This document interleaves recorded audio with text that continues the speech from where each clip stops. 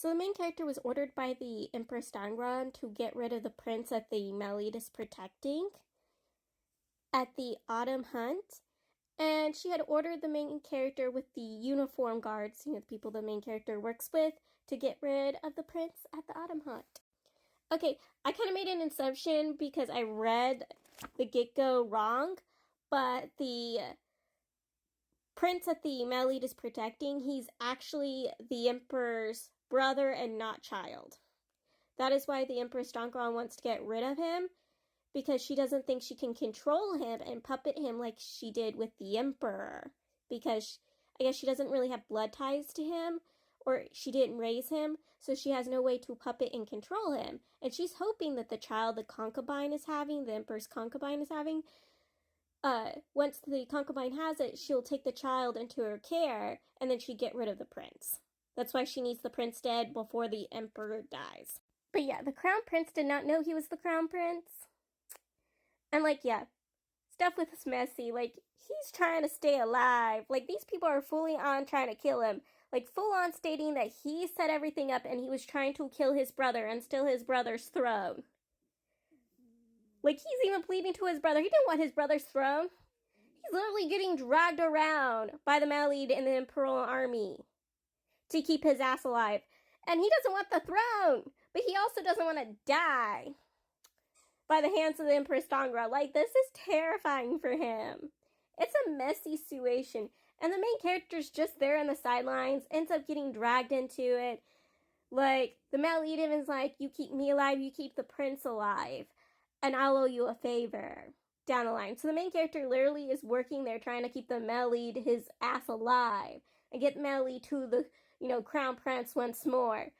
Because, the Melid got split away from his military and, the crown prince. And later down the line, the Melid even questions the main character. He's like, would have you killed me that day? And the main character's like, you know what? If you were unable to defeat him, yeah, I might have killed you that day. Oof, oof. So this is the scene where the main character and the Melid are hiding away from the uniform guards to protect the Melid's ass.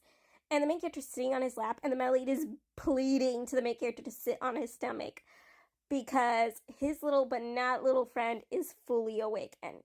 It's out to play. It wants into the main character's little cave, and I can't blame him. If I had a beauty like the main character in my lap, the non-existing little friend I have would somehow become existing.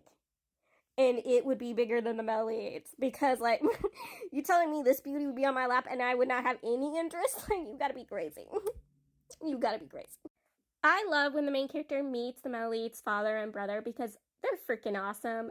They don't hate upon or judge the main character for what his father did, like most people do when they find out who the main character's identity is and who his father was. No. They treat the main character like he's an innocent person and shouldn't be punished for what his father did. Which is amazing. One of the first times we come across this in this freaking story outside the main character's adopted father. But yeah, the Melid's father is awesome. He already treats the main character well. He's like, I hope my son hasn't been shaming you. I hope my son hasn't been abusing you. He's so worried about how his son's been treating the main character. He's apologizing for his son's behavior. I couldn't help but have jaw drop. I was like, yes, yes, yes. And he tells the main character that the main character has already been, released of his punishment. He's already done his punishment. The main character shouldn't be ridiculed for it anymore. Basically stating the main character shouldn't be punished for what his father did. And I freaking love it. I also love the brother because the brother, when he sees the main character with the Melid, he's like, I hope my brother's not annoying you. I hope my brother's not doing something bad to you. Because a female general's like, what is that dude doing with your brother? And he's like, oh God, I hope my brother isn't annoying him. Oh God, my brother is probably. I love that. I freaking love the Melid's brother and father. The Melid, he's really possessive. This man. The main character is working for the uniform guard still, but he has had the main character assigned to his personal guard so he can keep an eye on the main character. He makes sure that him and the main character bathe together, and if they can't bathe together, he watches the main character bathe. He makes sure that the main character stays with him in his household, and specifically in his bed, full on in his bed.